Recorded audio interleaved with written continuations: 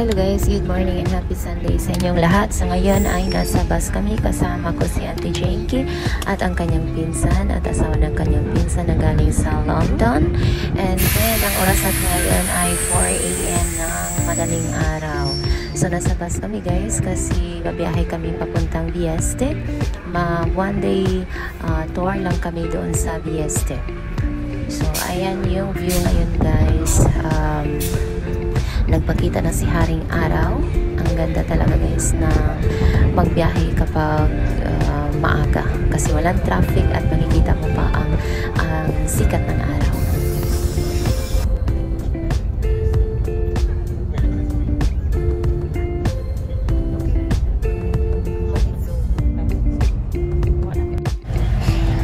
So ayan na guys, nandito kami sa Gargano. At napakaganda ng view dito guys kasi makikita mo yung dagat. Kaya lang yung daanan guys, nakakatakot din yung daanan kasi ang dami niyang paikot-ikot guys. Buti na lang yung driver namin, napakagaling niya mag-drive. At saka dahan-dahan lang talaga siya guys sa pag-drive dito. So wala talagang nahihilo sa mga pasahero. So kapag kapag mag-ikot na siya, kailangan niyang mag-aviso dahil kung merong mga sasakyan na masasalubong sa port, napakadelikado talaga guys. Kaya dandahan lang yung pag-ikot ng mga sasakyan dito. Tignan niyo yung daanan guys. Parang naalala ko yung daanan sa Baguio. Kahit hindi pa ako nakapunta pero nakita ko sa internet. Medyo ganito yung daanan niya, paikot-ikot.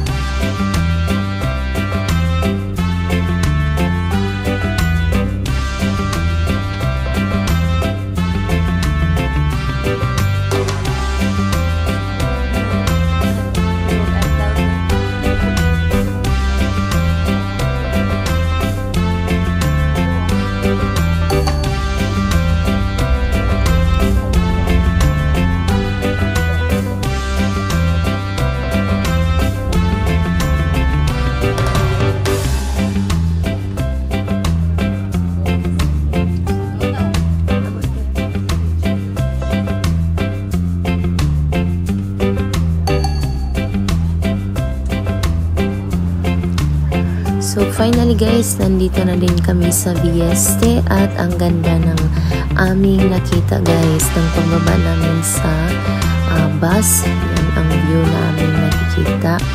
So dito kami binaba guys at maglakad lang kami kaunti papunta doon sa aming boat kasi bibisitahin namin ang mga caves dito sa Vieste. Mga caves na nasa dagat lang guys. So ayan yung mga kasamahan namin. Yan si Auntie Janky, yung pinsan niya sa likuran namin. Dagat dito, maalat pa rin.